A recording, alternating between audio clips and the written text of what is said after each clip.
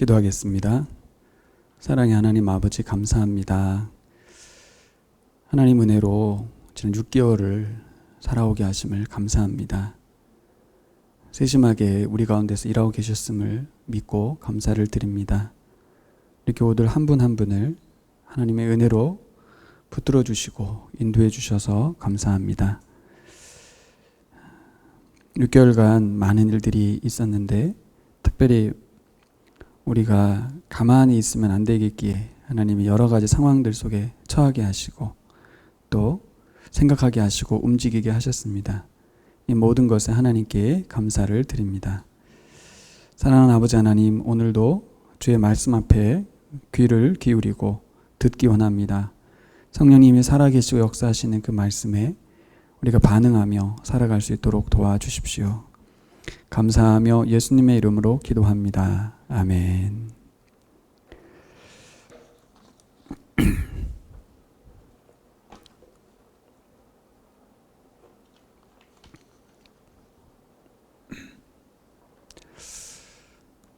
여러분, 부활에 대한 이해가 약할 때 가져오는 문제들이 있습니다. 뭐가 있을까요? 부활을 빼고 복음을 전하는 것입니다. 십자가의 고난과 죄사함만 강조하는 것입니다. 특별히 죄사함 거듭남의 비밀이라고 하는 구원파가 강조하는 것들이 바로 자꾸 죄의 책을 강조하는 것입니다. 그리고 우리가 부활에 대한 이해만 빈약한 것이 아니라 구원에 대한 이해도 빈약합니다. 그 결과로 그런 사람들, 구원에 대한 이해가 약한 사람들은 신앙생활에 늘 헤매이고 다닙니다. 삶의 우선순위가 잡히지 않고요. 모두들 복음에 대한 이해가 단편적이기 때문에 뭔가 종교생활을 하면서 한쪽에서 뭔가 이건 아닌데 하면서도 갈피를 못 잡는 거죠. 그것은 바로 구원에 대한 이해가 잘못됐기 때문에 그렇습니다. 우리 교회는 복음이라는 단어를 많이 사용하는 교회입니다. 제가 어떤 매일 성경 묵상을 열심히 강조하고 목숨을 걸었다고 하시는 어떤 목사님을 알고 있는데 그분의 단어는 매일 성경에 있는 그 묵상이란 단어밖에 안 나옵니다. 그리고 많은 사람들이 그분에게 연락하고 배우고 훈련받더라고요. 그런데 그분의 그 단어는 복음이란 단어는 거의 나오지 않더라고요. 왜 복음이란 단어가 하나도 안 나오지? 싶을 정도로 신기하게 묵상만 하면 되는 것 같은 느낌이 드는 거죠. 굉장히 중요하다고 생각합니다. 하지만 또 복음이란 단어를 많이 사용한다고 해서 그렇죠. 그래서 우리 모두가 복음적이거나 또 복음을 이해한다고 말하기도 어렵습니다. 더구나 우리는 복음을 가르치기까지 하는 그런 교회입니다. 과연 우리는 복음을 얼마나 이해하고 가르치고 있을까? 우리가 전하는 복음 속에 부활이 얼마나 담겨 있을까? 이것이 제가 오늘 말씀을 전하는 데 있어서 중요한 질문이었습니다. 우리는 과연 우리가 전하는 복음 속에 부활을 얼마나 담고 있느냐는 것입니다. 바울은 고린도 교인들에게 편지하기를 자칫 선줄로 생각하면 넘어질까 조심하라 라고 말합니다. 그래서 그랬는지 바울은 자신이 복음 전하다가 내어버림이 될까봐 염려된다고, 그래서 늘 자신을 복종시킨다고 고백하고 있습니다. 아니, 바울이 그렇게 할 필요가 있을까요? 네, 그랬나 봅니다. 바울도 사람이었습니다. 예수님도 사람이셨습니다. 그래서 기도하셨죠. 그러니까 우리는 예수님이라는 분조차도 온전한 죄 없는 사람이었기 때문에 기도할 필요조차 없는, 하나님의 영이 충만한 분이었는데 기도할 필요조차도 없는 분 같지만 아니라는 거예요. 사람은 기도하고 하나님을 의지하고 하나님과 지속적으로 연결되려 하는, 하나님의 뜻을 수용하려고 하는, 하나님과의 관계를 확인하는 예배의 자리가 필요한 것이죠. 예수님 그래서 날마다 새벽 가운데 새벽 미명에 한적한 곳을 갔던 이유는 자신이 사람임을 인정하러 간 거고 자신이 하나님께서 함께 하심이 필요하다는 것을 알고 계셨던 거죠. 그게 사람입니다. 그게. 그러니까 예수님을 신으로 여겨서는 안 되는 거죠. 연결해 보면 바울도 마찬가지입니다. 왜 자신을 복종시켰냐고요. 자신의 의지로 막 했다는 게 아니라 이 원리를 알았던 거죠. 사람이셨던 예수님도 그렇게 하셨고 바울도 그렇게 했습니다. 바울이 그렇게 했다면 우리는 어떻게 했냐는 거예요. 과연 우리는 서 있기만 하면 되는 사람들인가? 늘 하던 대로 하면 될까? 박일남 목사님이 이번에 감사의 글 올린 걸 보면서 너무 감사드렸습니다. 저는 사람을 흔들어 깨우고 도전 주고 직면하게 하는 좀 나쁜 버릇이 있고 그것에 대해서 오해하는 분은 저를 많이 어려워하고 그렇습니다. 또 그래서 또 많이 힘들기도 했어요. 저는 왜 그렇게 할까? 저 스스로를 돌아볼 때 그냥 좋은 사람으로 있으면 되고 각자의 사람들 형편을 돌봐주고 그냥 바라봐만 주면 좋겠는데 저는 복음을 만났는데 왜 이렇게 살지? 무엇이 부활을 아는 사람이지? 싶어서 그런 것 같습니다. 바울 같은 심정이 아닐까 싶어요. 이건 부활을 사는 것이 아니다. 이건 종교생활이지 이건 복음을 아는 사람의 삶이 아니다. 우리 남은 생애 가운데 이렇게 살아가는 건 복음이 없기 때문이다. 바울이 고린도 교회를 향한 말하고 똑같지 않습니까? 저도 그런 거예요. 물론 거기에는 여러 가지 어려움이 있었어요. 어쨌든 저는 부교육자라는 한계가 있었고 그 부분을 펼칠 수 없었고 담임 목사님 리더십 하에서 적당히 해야 됐고 교사들과 학생들과의 사이에서만 그랬어야 했죠. 하지만 이젠 저는 이제 새로운 담임 목회자로 섰고 1년간의 목회를 해왔는데요. 우리 교우들이 적응하기 많이 힘들었을 것 같고 또 함께 해주셔서 너무 감사하고 또 어쨌든 믿음으로 감사함으로 순종하시고 동행해 주셔서 감사합니다. 저의 바람이 있다면 사도 바울의 그 말이에요. 다만 몇 사람이라도 더 구원을 받을 수 있다면 나는 나의 사도직을 권리를 내려놓을 수 있다. 사도직이 아니라 그것이 갖는 권리를 내려놓을 수 있다. 구원만 얻을 수 있다면. 제가 담임 목사로서 어떤 뭘 요구하고 내세우고 그러고 싶은 마음이 전혀 없는 것은 그것은 중요한 게 아니고 우리가 복음을 전하고 사람을 살리는 일에 사용될 수 있느냐 그게 더 중요하기 때문에 그렇습니다. 여러분 자신을 복종시킨다는 말에 오해가 있을 수 있습니다. 그것을 희생을 감수한다, 헌신한다 그런 말일까요? 그것보다는요 바울 자신 안에 거하시는 예수님의 영, 성령 충만함을 위해서 부단히 애쓰고 노력한다는 말이라고 저는 믿습니다.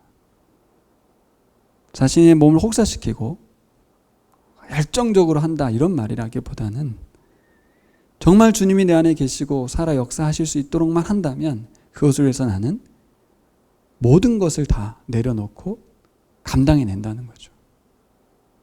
사실 저는 최근에 예를 들었던 우리 집사님, 권사님, 평신도들을 이야기했는데 그분들도 충분히 안정된 삶, 교회에서 주어진 그것만 해도 되는 삶을 살지만 도대체 무엇 때문에 그들이 그렇게 훈련에 들어가고 또 훈련을 받고 훈련을 주관하기도 하고 10년 동안 그걸 교회 안에서 펼치려고 하고 이번에도 MMTS에 그 교회의 사람들이 반 이상이 참여하고 있다고 하더라고요.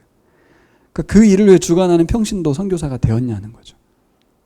부담스러운데 내가 아줌마인데 제가 뒤에 보지 못한 영상에 그 부분이 그분의 설명을 써놨더라고요. 나 아줌마인데 나 하는 거 없는데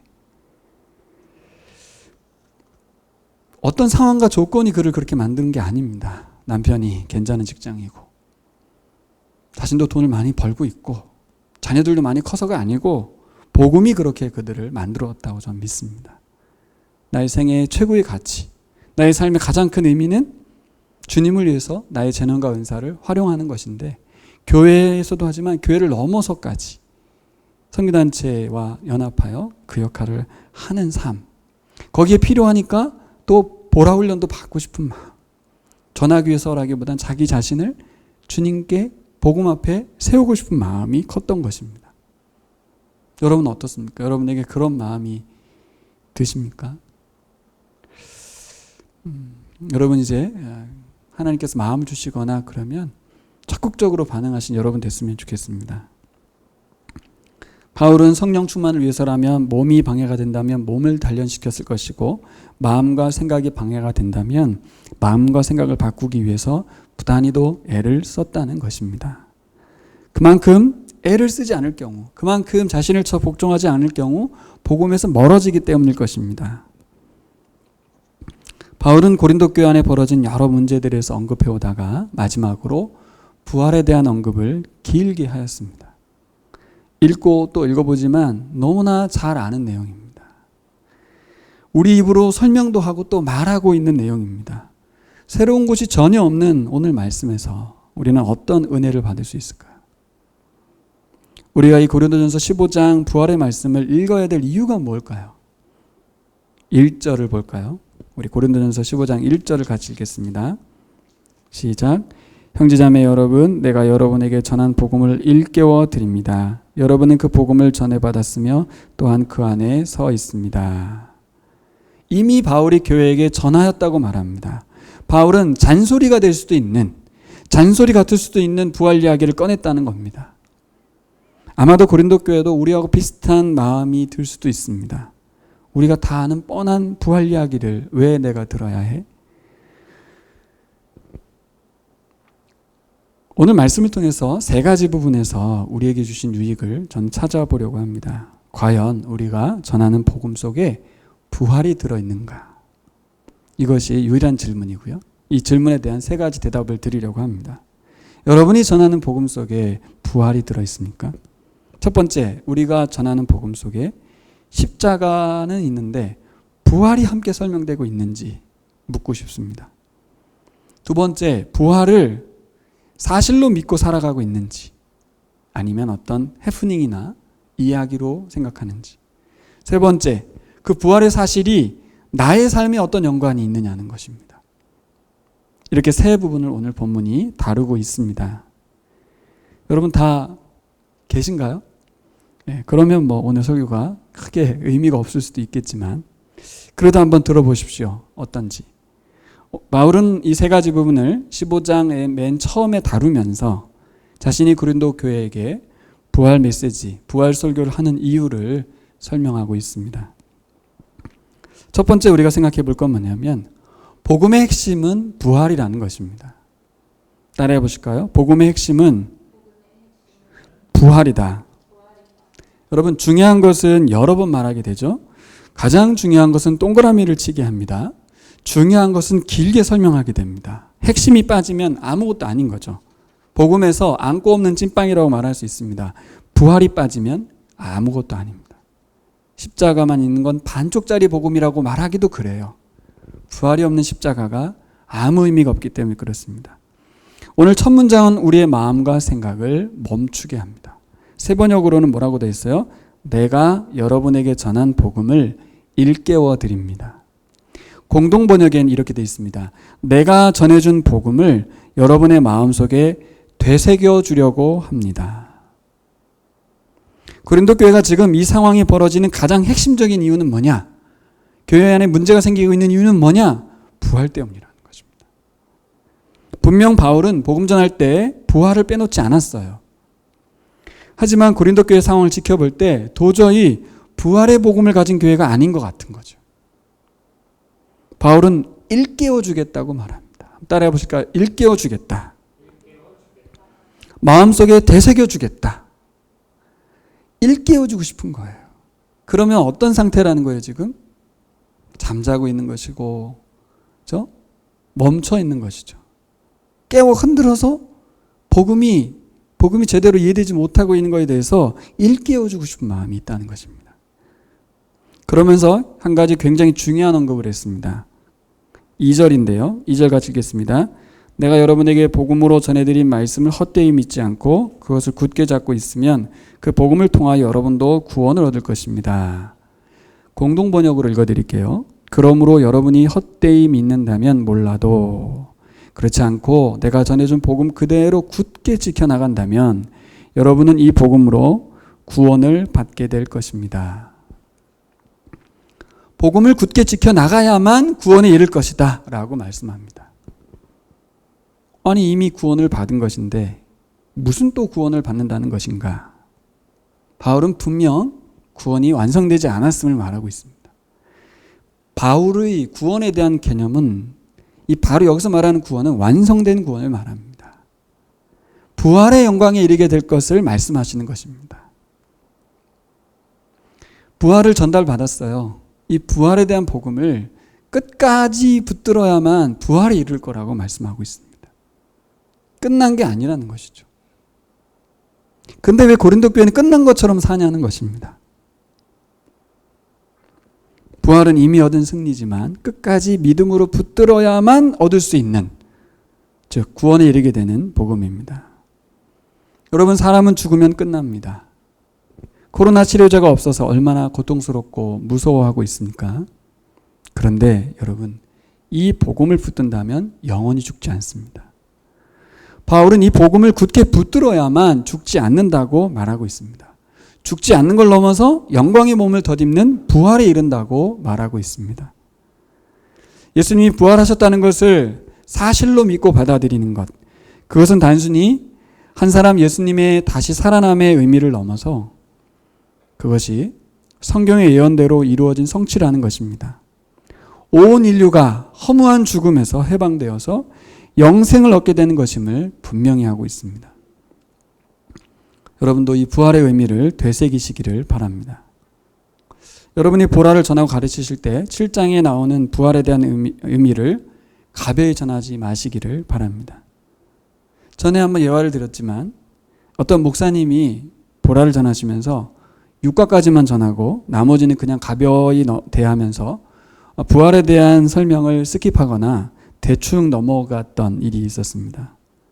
그때 우리 목회자 모임에서 조 목사님이 대단히 흥분하시고 화를 냈습니다. 소리 지르고 역정을 내셨어요.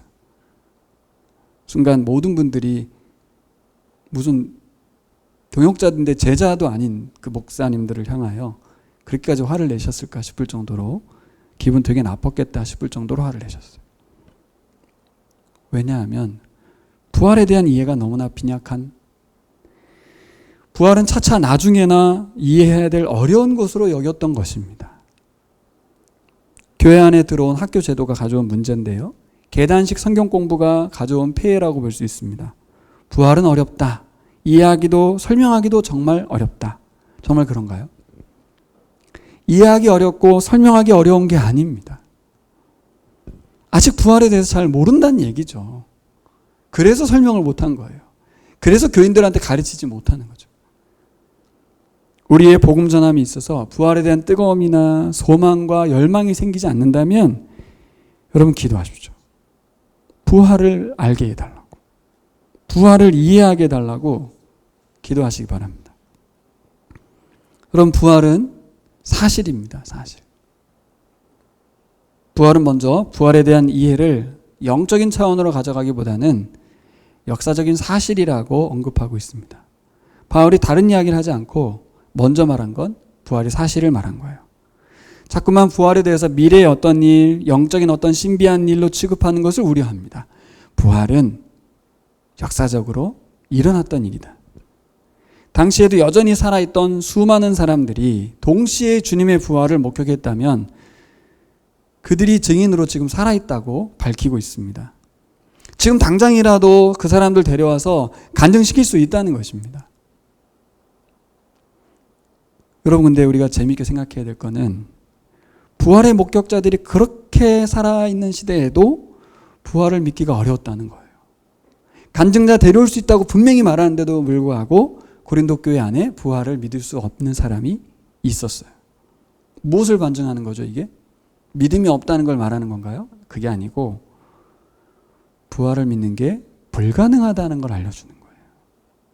누가 옆에서 봤다고 해도 믿을 수 없는 것이 부활이라는 것입니다. 왜 그래요? 불가능한 이유가 뭐예요? 부활을 믿기 어려운 이유가 뭐예요? 부활이 자연 법칙이 아니기 때문에 그렇습니다.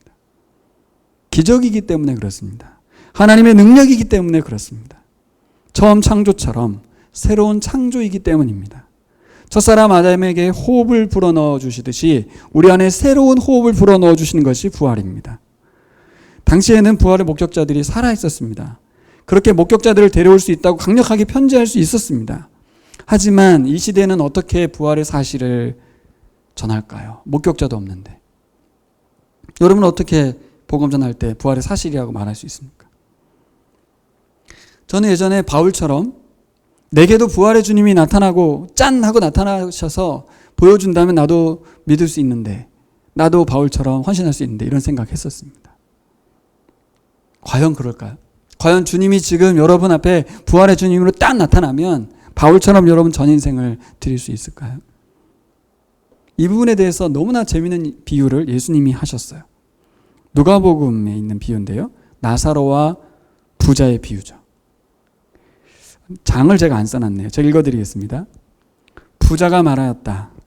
조상님 소원입니다. 그를 내 아버지 집으로 보내주십시오. 나는 형제가 5명이 있습니다. 제발 나사로가 가서 그들에게 경고하여 그들만은 고통받는 이곳에 오지 않게 하여 주십시오. 그러나 아브라함이 말하였다.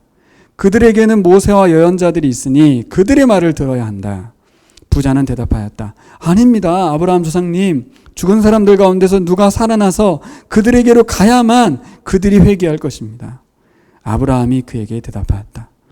그들이 모세와 예언자들의 말을 듣지 않는다면 죽은 사람들 가운데서 누가 살아난다고 해도 그들은 믿지 않을 것이다. 예수님이 알았던 거죠.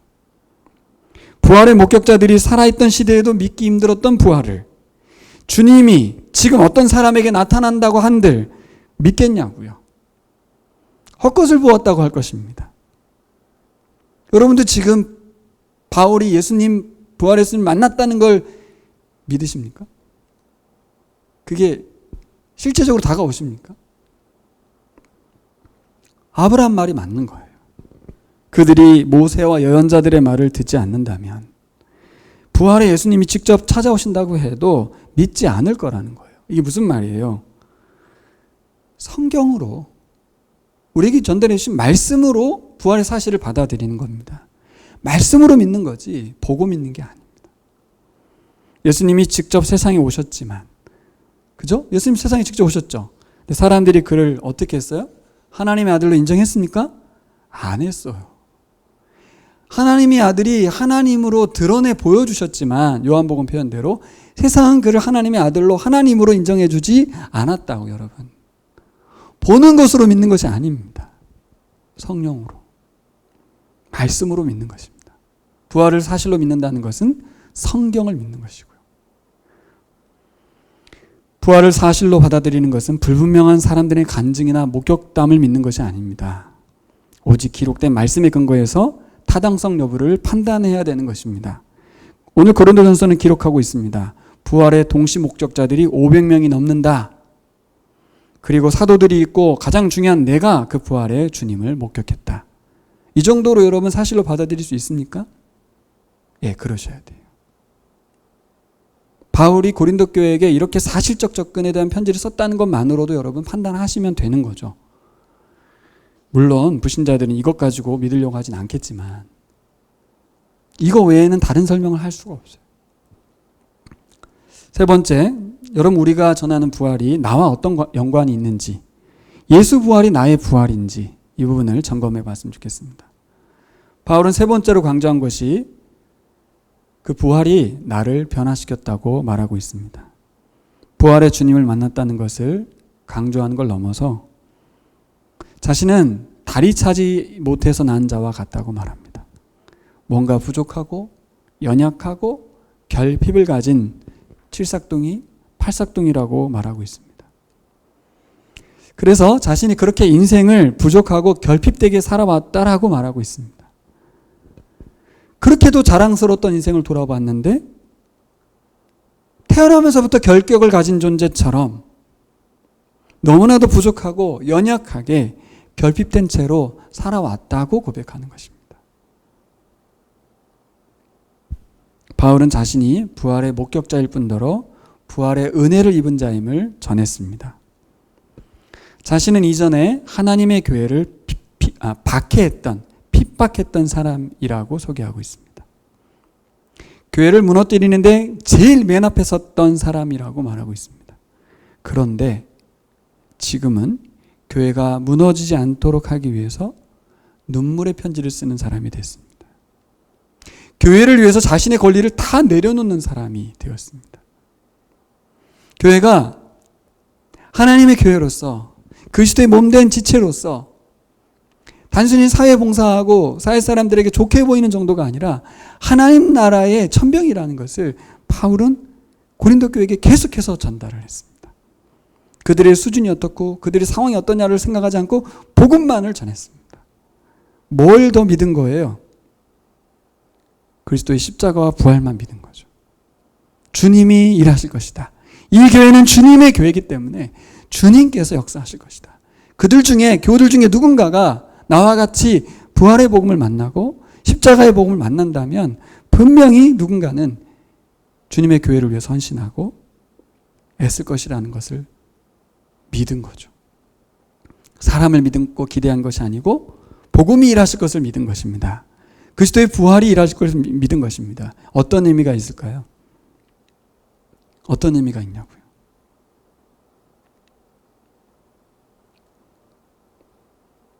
부활을 믿고 복음을 믿는다는 것은 예수님께서 각자의 속에 들어가셔서 성령으로 일하실 것을 믿는 것입니다. 바울은 그 안에 계신 예수님께 기도하고 예수의 역사하심을 바라고 말씀을 전하고 있습니다. 저도 동일합니다. 여러분, 그게 아니라면 저도 설교를 하는 게 참 애매하고 힘듭니다. 우리 너무 친밀하고 너무 잘 알고 오랜 기간 교회를 다녔고 그래서 거리감이 없어서 긴장감도 없고 기대감도 약할 수 있는 우리들 사이에서 저를 포함한 우리 목자 목녀님들이 회복해야 될 것은 뭐냐면 말씀이 일하신다는 것과 그 말씀을 통하여 하나님께서 역사하실 것이라는 믿음으로 끊임없이 복음을 그리고 부활의 복음을 선포하고 말하고 이야기하는 것입니다. 설득하는 것도 아니고 권면하는 것도 아닙니다. 여러분, 분명 부활과 연관된 사람 바울이 맞나요? 맞죠. 부활을 체득했고 부활이 내 안에 있기 때문에 바울이 이렇게 할 수 있었다고 좀 믿습니다. 여러분에게 부활의 어떤 것이 여러분의 삶을 변화시켰나요? 무엇이 변했나요? 사람들은 그 변화를 도덕과 윤리로 따지지만 저는 부활을 가진 자의 변화는 딴 것이 아닙니다. 그 삶을 변하게 한 것은 복음이고 또 그 결과는 뭐로 나타나냐? 복음으로 나타나죠. 우리가 찬송한 대로 부르신 곳에서 예배하는 자로 바뀝니다. 어느 곳에서든 주의 말씀 앞에는 엎드리기도 하고 주께서 원하신다고만 하면 내 자신을 다 내려놓을 수 있고 포기할 수도 있고 드릴 수도 있는 그런 결과를 내가 하는 게 아니라 복음이 만들어내는 줄 믿습니다. 부활의 복음이 나를 이렇게 만들었다. 부활의 복음이 나의 인생을 새로운 길로 접어들게 만들었다. 이렇게 말하실 수 있나요? 그 부활의 복음이 여러분을 그렇게 만들어 가실 줄 믿습니다. 내가 그렇지 않다면 고린도 교회에게 편지한 것처럼 오늘 이 설교가 필요했던 것입니다. 여러분들에게. 말씀을 정리해 보겠습니다. 우리 10절을 같이 읽겠습니다. 10절. 여러분들 은혜를 많이 받으셨겠지만 같이 읽겠습니다. 그러나 나는 하나님의 은혜로 오늘의 내가 되었습니다. 나에게 베풀어 주신 하나님의 은혜는 헛되지 않았습니다. 나는 사도들 가운데 어느 누구보다도 더 열심히 일하였습니다. 그러나 이렇게 한 것은 내가 아니라 나와 함께 하신 하나님의 은혜입니다. 아멘.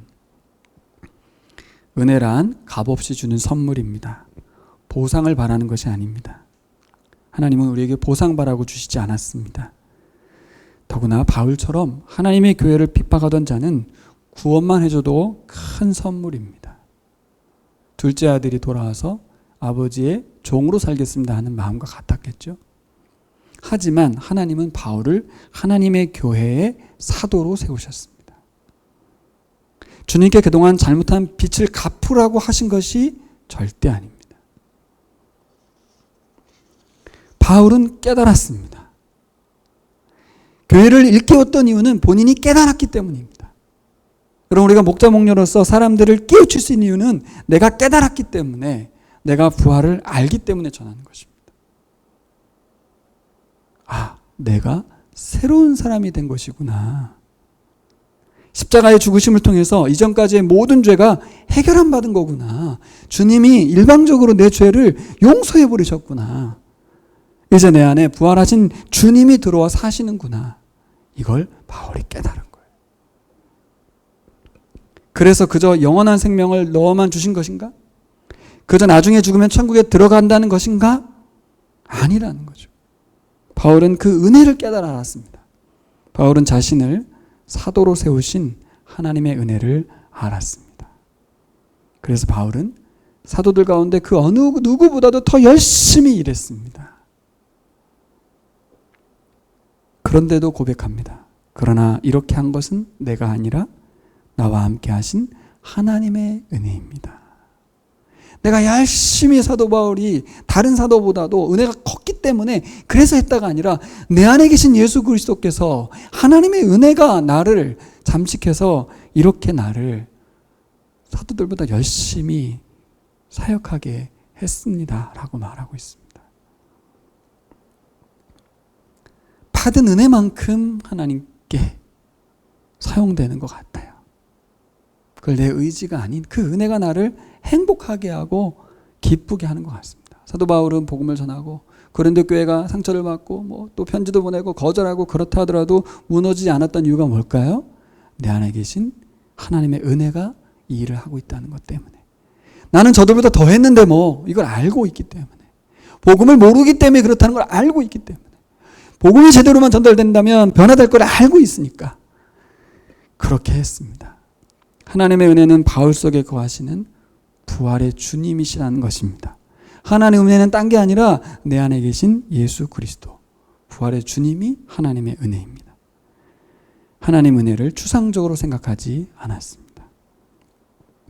여러분, 하나님의 은혜가 있나요, 우리에게? 우리가 다른 데 신경 쓰지 않고 하나님 사모하고 사랑하고 교회를 섬기는 것이 기쁘고 즐거워져 있다는 것은 하나님의 은혜죠. 추상적이지 않습니다. 아주 실제적입니다. 하나님 은혜는 뭐예요? 너무 어렵죠. 하나님 은혜가. 내가 성경을 읽고 있는 것이고 내가 묵상을 하고 있는 것이고 내가 다시 하나님을 예배하고 있는 것이 하나님의 은혜인 줄 믿습니다. 여러분이 전하는 복음 가운데 부활은 포함되어 있나요? 여러분이 전하는 복음 속에 부활이 함께 설명되어야 될 줄 믿습니다. 성경을 통해서 부활을 믿고 사실로 받아들이고 살아가야 될 줄 믿습니다. 이것은 뭐예요? 실제 일어났던 것만 믿는 것이 아니라 나의 부활이 사실적으로 일어날 것임을 믿는 것입니다. 또 마지막으로 그 부활과 나는 어떤 연관이 있는가? 사도 바울과 같이 우리도 부활의 주님 만나셨습니까? 만났죠. 자꾸 딴소리 하지 마십시오. 부활의 주님을 말씀으로 만나는 거지 필로 만나는 거 아닙니다. 이렇게 역사적인 사실을 받아들이는 순간 성령이 우리 안에 들어오신 것이 부활의 주님이 임재한 것입니다. 어디 가서 난 부활의 주님 아직 못 만났어 라고 하는 것 자체가 말이 안 되고 있는 거예요. 목격자가 아무리 말해도 내가 보지 않고서 못 믿는다는 도마와 같은 믿음이라면 그건 아니죠. 말씀으로 믿으라고 말씀하십니다. 주님의 성령이 내 안에 살아계심을 맛보면서 살아가는 것이 부활입니다. 그 은혜로 주어진 사명을 감당하며 살아가는 것이 부활입니다. 여러분, 주어진 은혜에 감사하고만 있다면, 그저 감사만 하고 있다면 그것은 바울의 편지를 다시 읽어야 될 이유가 되고 있습니다. 그럼 우리가 어떤 상태에 있는지 잘 일깨워 주시는 말씀을 듣길 바랍니다. 바울은 교회가 하나님의 교회라는 것을 분명히 하고 있습니다. 그 교회가 부활의 복음으로 새롭게 부흥되어야 함을 전하고 있습니다. 바울이 설명하는 그 영광의 복음. 어떻게 설명할지 모르니까 비유를 쓰고 있는데 썩지 않을 것을 심고 영광스러운 것으로 다시 살아나는 것이다. 정말 그 어떤 언어로도 설명할 수 없는 그 부활을 어떻게든지 설명하려고 했던 신령한 몸이라고 막 말하면서 그게 뭔지 정확하게 설명할 수 없는 보이지 않는 그 부활을 설명하고 싶었던 바울의 이 15장의 그 어떤 부활의 이야기를 여러분 그 바울의 마음을 전달받았으면 좋겠어요. 그 구체적인 건 바울의 표현이라 공감이 잘 안 될 수 있습니다. 어찌하든 언어로 설명하려고 노력했던 고린도 교회에게 부활이 분명히 사실적이고 또 부활은 이렇게 영광스러운 것이라는 걸 설명하고 싶었던 그 바울의 마음을 여러분도 같이 가지셔야 될 줄 믿습니다. 우리 모두 6월에 고린도 전서를 마무리하면서 모두 깊이 새기면서 소망하며 살아가는 여러분 되시기를 축복합니다. 이제 이번 주부터는 베드로전서 그리고 이사야에 들어갑니다. 베드로전서는 산 소망을 이야기하거든요. 종말에 대한 이야기, 예수 재림에 대한 이야기가 참 많이 나오는데 이 고린도전서와 연결되어서 어떤 말씀 묵상이 계속 이어졌으면 좋겠고요. 이사야는 또 선지서 구약으로 넘어가기 때문에 무거울 수 있지만 여러분들이 최대한 노력하셔서 주님을 더 깊이 알아가는, 이사야가 6년 뒤에 다시 하는 거라서 이번에 또 열심히 이사야를 공부하고 알아가겠다는 결단이 있었으면 좋겠습니다. 함께 기도하겠습니다. 4가지 기도하겠습니다. 하나, 둘, 셋. 첫 번째가 뭐였어요? 부활을 복음에 설명하고 있는가잖아요. 보라를 전하고 가르칠 때 부활에 대한 이해가 깊어지게 하시고 잘 설명할 수 있게 해달라고. 두 번째는 뭐예요? 부활이 사실로 믿고 나에게도 앞으로 사실로 일어날 일임을 믿는 것이잖아요. 부활의 사실을 성경을 통해서 확인하고 성경으로 가르치는 우리가 되게 해달라고. 세 번째, 주의 부활이 나의 부활이라고. 부활하신 주님의 은혜를 감사하면서 증거하고, 내가 이렇게 부활 때문에 예수님이 내 안에 들어오셔서 복음 때문에 이렇게 변했다고, 내 삶의 인생이 바뀌었고 즐거움이 바뀌었고 추구하는 방향도 바뀌었다고 말하며 또 사명을 감당하면서 살아가는 바울과 같은 자가 되기를 소망합니다. 끝으로 우리 나무아래 교회가 부활의 주님이 통치해 주시고 온 교우들이 그 부활의 성령으로 충만하게 해달라고 우리 함께 기도하겠습니다. 사랑의 하나님 아버지, 감사합니다. 우리 모든 교우들이 부활의 주님을 목격하고 알게 하심을 감사합니다. 우리가 직접 바울처럼 주님이 찾아오셔서 눈으로 보게 하시고 몸으로 체험하게 하진 않으셨지만 성경을 통하여 부활을 만나게 하시고 알게 하셨습니다. 아버지, 우리가 잠잠히 있을 때 일깨워 주셔서 감사합니다. 우리가 가지고 있는 복음에 주의 부활이 포함되게 하여 주시고 특별히 주의 부활이 나의 부활이 되게 하셔서 다른 사람이 말하는 걸 전달하는 수준을 넘어서 지금도 살아계신 역사하신 주님과 교제하고 있고 주님 손에 붙들림 받는 것을 감사하며 자랑하며 살아가는 우리가 되게 하여 주시옵소서. 성령님께서 우리 교우들을 부활의 사람으로 만드셨사오니, 창조하셨사오니 새로운 눈을 열어 보게 하시고 주님과 함께 걸어갈 수 있도록 도와주시옵소서. 성령이 일하여 주시기를 간절히 소망합니다. 아멘. 우리 부르신 곳에서 같이 나가겠습니다.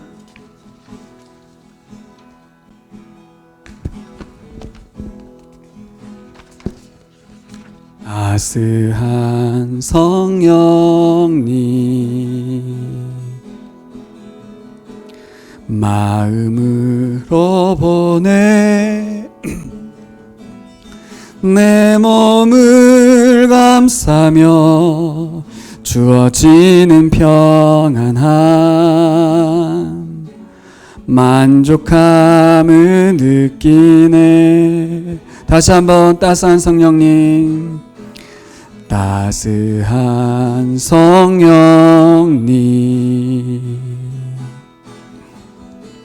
마음으로 보내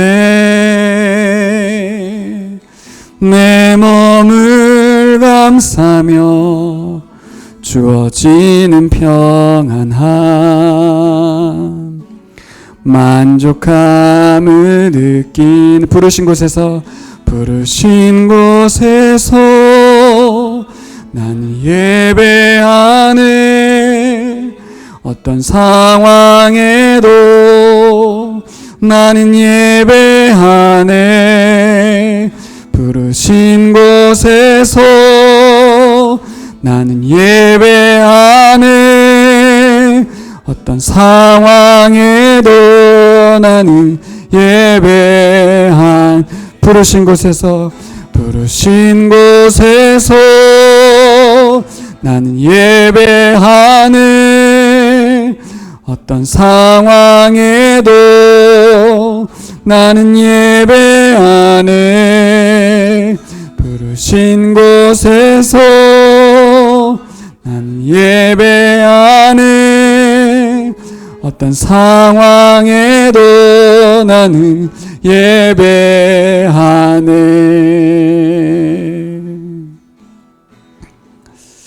저는 그동안 이 찬양이 내가 내 의지로, 자의로 어떤 형편과 상황이 있더라도 예배하겠다는 어떤 결단이라고 생각했었거든요. 근데 그렇게만 보기보다는 어떤 상황 속에서도 나를 예배하게 하시는, 그렇죠? 예배하고 있는 자신을 발견하는 하나님께 대한 감사의 표현이 아닐까 싶어요. 지금 내가 예배드리고 있네. 지금 내가 이 상황에서도 하나님을 찬양하고 있네. 이것이 우리 안에 부활의 주님이 거하시는 증거인 줄 믿습니다. 기도하시겠습니다. 사랑하는 나무아래 교회 여러분, 이제 여러분은 말씀의 통치를 받기 위해 다시 세상으로 나아갑니다. 오늘 우리에게 주신 말씀을 가슴에 새기고 손에 붙잡고 나아가시기 바랍니다. 부활에 대한 이해를 깊게 해주시기를 기도하십시오. 성경을 읽으며 기록된 부활의 설명을 깊이 묵상하십시오. 부활이 나의 부활이 되도록 묵상을 통해, 기도를 통해 주님과 하나됨을 맛보며 살아가시기 바랍니다. 지금은 우리 주 예수 그리스도의 은혜와 하나님의 다함없는 크신 사랑과 성령님이 내주하셔서 역사하시는 그 은혜가 부활의 복음을 가진 자로서 부활을 증거하며 하나님의 은혜의 직분을 감사함으로 감당하기로 결단한 이 시간 온라인을 통해 함께 예배하는 우리 나무아래 온 교우들 머리 위에 지금으로부터 영원토록 함께 있을지어다. 아멘.